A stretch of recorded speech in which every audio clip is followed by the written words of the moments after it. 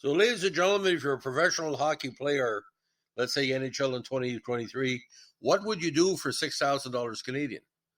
Well, that would barely cover maybe one game in the NHL. If anything, it's not per diem for the week. But in 1974 Summit Series, the great talent of Team Canada, that's what he got paid for the 8-game series against the Russians. Now, the 74 Summit was the second of two competitions between Team Soviet and Team Canada professional ice hockey players. But this time, it was the Russians versus Team WHA. It followed the same format as the 72 Summit Series, 4 games across Canada and 4 in Moscow. The Soviet team won the series 4-1-3, 4 wins, 1 loss, 3 ties, with Canada's lone victory at Maple Leaf Gardens in Toronto. A significant difference from the previous series was that Canada's roster was selected again from the WHA, featuring numerous former NHLers. Now, negotiations for the event started at the 74 World Juniors when Andrei Storyotov of the Soviet Union approached Dak Devine and Gordon Jukes of the Canadian Amateur Hockey Association regarding another series. Initially, the event was to be 6 games, but was later extended to 8. Now, dates were September 17, 74 to October 6, 72, almost the start of the 74-75 season. Now, WHA players have been banned from skating in the 72 series, including 74 players, J.C. Tremblay and Bobby Hull. Now, Bobby Hull, who had just jumped from the NHL to the Winnipeg Jets in 72, had been named the Canadian team by Harry Sidnan, but was not allowed to participate. The 74 series was an opportunity for Hull and 46-year-old Gordie Howe to play for Canada against the Soviet Union. Of course, Gordie played with his brothers Mark and Marty. Number 1 goalie for the event was Jerry Cheevers, who was inconsistent in the set, but played in 7 of the 8 games, missing Game 3 to attend the funeral of his father. Don McLeod and Gilles Gaton were the backups for Team Canada. Now, Vladislav Tretyak and Alexander Sedelkov were the goalies for the Soviets, with Tretyak playing in all but Game 8 for the Soviets. Of course, Game 8, Canada had no chance to come back to the series after a controversial tie in Game 7.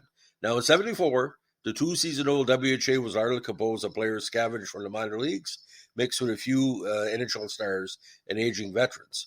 Playing on both the 72 and 74 squads for Canada were Paul Henderson, and at the time, Paul Henderson had not played a game in the WHA, but had signed a contract for that 75 season.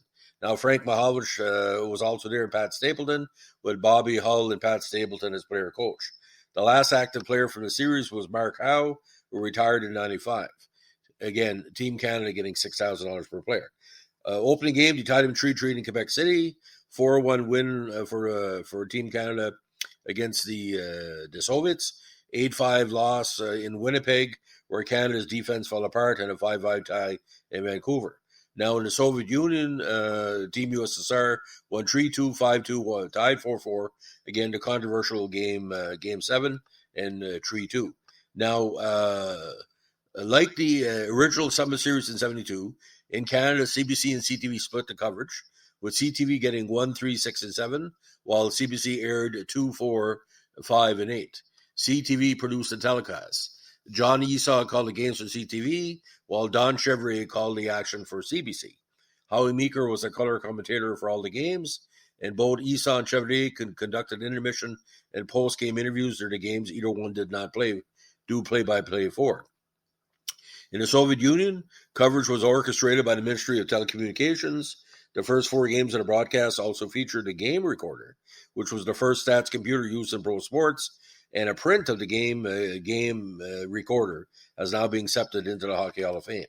Now, in December 2006, Hockey Canada Hockey Hall of Fame approved the release of a 74 Summit Series box set. Now, for those people who maybe never heard of these players, including like Ricky Lee, Brad Selwood, Tom Webster, Jim Harrison, Paul Schmier, Bruce McGregor, and all that, they were well known within the hockey circles, but not like big stars. So, ladies and gentlemen, if you like what we're doing here with our vintage hockey podcast on Team Russia and Team Canada, let us know with a like, comment, subscribe, or share. And videos of the series are available on YouTube free of charge. Thanks for listening. Bye.